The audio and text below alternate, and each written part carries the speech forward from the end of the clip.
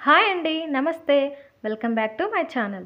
ఇవాల్టి మన special నోరూరించే recipe వచ్చేసి ఇన్స్టెంట్ టమాటా పచ్చడి. 5 నిమిషాల్లో ప్రిపేర్ చేసుకోవచ్చండి. ఈ టమాటా పచ్చడి రైస్లోకి కాకుండా దోశ, పూరి, చపాతీ లాంటి టిఫిన్స్లోకి కూడా చాలా బాగుంటుంది.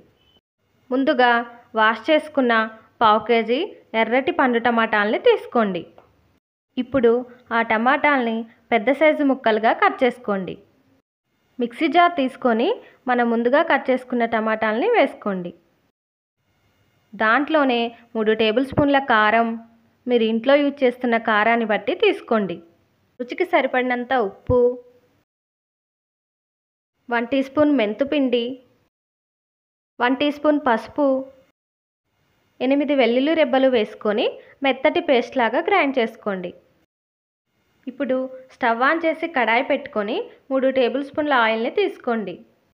ఆయిల్ కొంచెం హీట్ అయ్యాక 1 టీ స్పూన్ జీలకర్ర, 1 టీ స్పూన్ ఆవాలు, 2 ఎండుమిర్చి, కొద్దిగా కరివేపాకు, పచ్చాపచ్చగా దంచిన 4 వెల్లుల్లి వేసుకొని వెల్లుల్లి కొంచెం కలర్ చేంజ్ అయ్యేంత వరకు ఒకసారి కలుపుకోండి.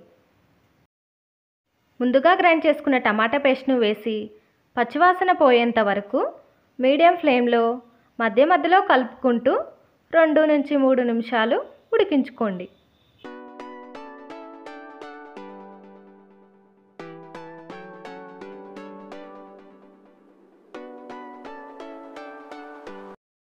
కన్సిస్టెన్సీ అనేది ఈ విధంగా ఉండాలండి. టమాటా పేస్ట్ మొత్తం దగ్గరికి అయ్యి ఆయిల్ అంతా పైకి వచ్చేంత వరకు ఈ విధంగా ఉడికించుకొని స్టవ్ ఆఫ్ చేయండి.